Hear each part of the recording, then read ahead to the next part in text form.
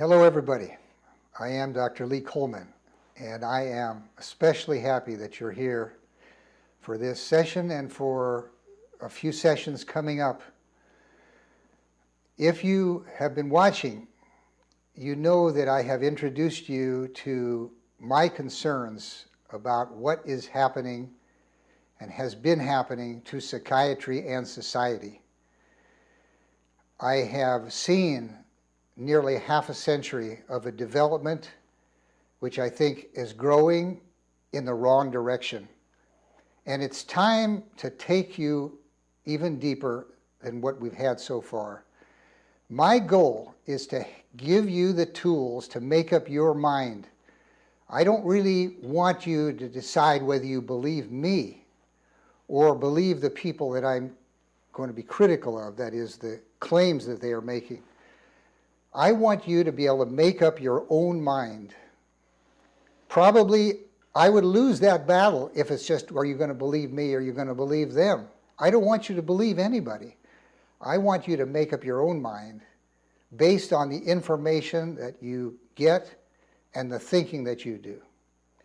In order to try to do that, I want to pick up from where I was and take you deeper.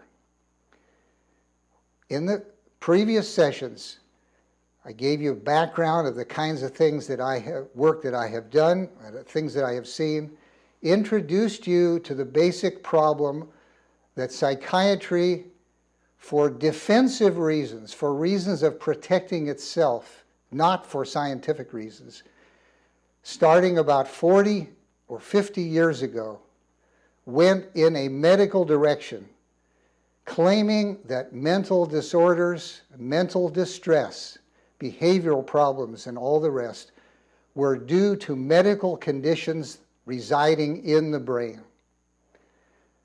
I want to talk to you more now in the next 3, maybe 4, possibly even 5 sessions to give you the information about why that is wrong. It's not true. Now, in order to do that, history is terribly important. I think you all know that if you want to understand the present and look forward to the future in the wisest direction, you better start with the past, because there's nowhere else place to start. How could you learn about the present if you don't learn about the developments leading to it? If you have any chance of predicting what's going to happen in the future, it's because you've started with the past and then study what's happening now and then move on. So let me start tonight by giving you a little more about the desperation that psychiatry brought to this so-called medical revolution, this biological revolution that it started claiming it was finding and developing. Basically, just about the time that I was going through the training to become a psychiatrist in the 60s, psychiatry was under attack because of what came to be called, in many different ways, but some of you are old enough to remember, most of you not, what's been called the greening of America. There was a very good-selling book by that title, The Greening of America. I don't remember the author. But basically, it was the 60s. More and more people were beginning to question authority, question the establishment. Remember, Vietnam was growing. People were beginning to question whether elder white men were leading the country in the direction that we liked. I don't need to belabor that. I think you all either remember it or you have heard about it. It means that people were questioning authority. Well, if we narrow that down to the question of these sessions, psychiatry and society, what it came down to was, is it really a good idea to have psychiatrists always the ones who are considered the authorities in the mental health field? Psychologists, social workers, counselors who were getting licensed for the first time. Before that, they could not do therapy.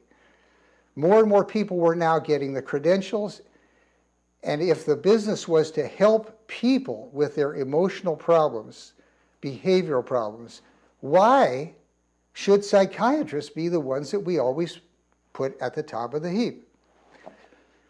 Psychiatry didn't like that questioning. And so what happened was they developed, in essence, a cartel. Now, I can't give you an order of exactly who did what month by month, but let me tell you what became the basic elements which made up this cartel. First of all, it was the psychiatrists themselves. But in addition, they gradually got closer and closer to a pharmaceutical industry, which was anxious to increase their profits. That's what businesses do. The government was getting more and more money for mental health funding. It was an outgrowth of World War II, the recognition that there was a need to respond to the needs of veterans. Mental health funding was increasing. And then there were some drugs that developed which, no question, could change people in their behavior and their mental state. They were basically tranquilizing medications, and they were used starting in the 50s in mental institutions, and people could be tranquilized such that they were easier to handle. It also happened that there was a movement to move a lot of people out of mental hospitals into community facilities.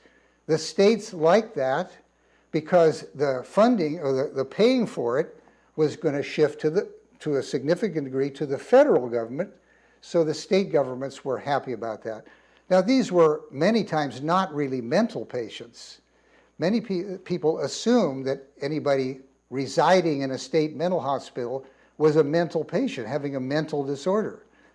No, many of these people were old, senility and old age degeneration, or medical disorders which would manifest themselves in thinking deficits, retardation, so forth. Everybody was kind of being lumped together. So the reduction of patients in those facilities was not due to any great breakthrough in treating mental disorders like psychotic breakdowns, major depressions, behavioral disorders, and so forth.